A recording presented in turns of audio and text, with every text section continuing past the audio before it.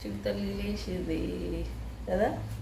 చిడితల్లికి fever తగ్గిపోయింది, నాకు వచ్చింది. చిడితల్లి టర్న్ అయిపోయింది, నా టర్న్ వచ్చింది కదా. మీకు ఫీవర్ వచ్చిందా కదా కదా. మమ్మ తింటావా, మమ్మ తింటావా.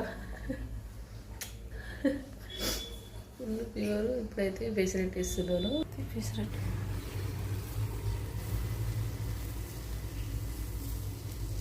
స్కూల్ పోతున్నాడు, సో ఫెసిలిటీ ఉంది, అదే చేసి ఇస్తున్నా. ఏం వేయాలి ఇక్కడ వచ్చేసి టమాటా కర్రీ రావుల్ బాబు కోసం. రైస్ అయిపోయింది ఇప్పుడే. పెరుగు తినేస్తారు పిల్లలైతే. సార్ అయితే ఫీవర్ రావడం కన్నా cold, tonsils, body pains, heavy body pains వచ్చినాయి. అసలు చేసుకోలేకపోతున్నాను. అందుకే అమ్మకు ఫోన్ చేశాను. హాయ్, ఎలా ఉన్నారు? సో నేనైతే అసలు బాగాలేదు. నాకు చిడితల్లికి ఫీవర్ వచ్చింది కదా, సో తను తగ్గిపోయిన తర్వాత అయితే నాకు స్టార్ట్ అయిపోయింది. సో చిడితల్లికి కూడా మొత్తానికి తగ్గలేదు, సో ఇంకా అట్లే ఉంది. నాకు కూడా ఆలోపు ఫీవర్ వచ్చేసింది, నాతో అయితే లేదని అమ్మకు ఫోన్ చేసి, సో అమ్మ వచ్చేసి కోతకు వస్తున్నా సరే నేను ఫోన్ చేసిన ఆయన వచ్చేసింది.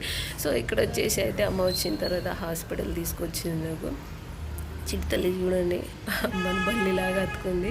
అది అమ్మ వచ్చిన అమ్మ దగ్గర ఉంటుందో లేదో అనుకున్నాను, కానీ హ్యాపీగా అయితే అమ్మతో ఆడుకుంటుంది. అమ్మ తినిపిస్తే తినేస్తుంది.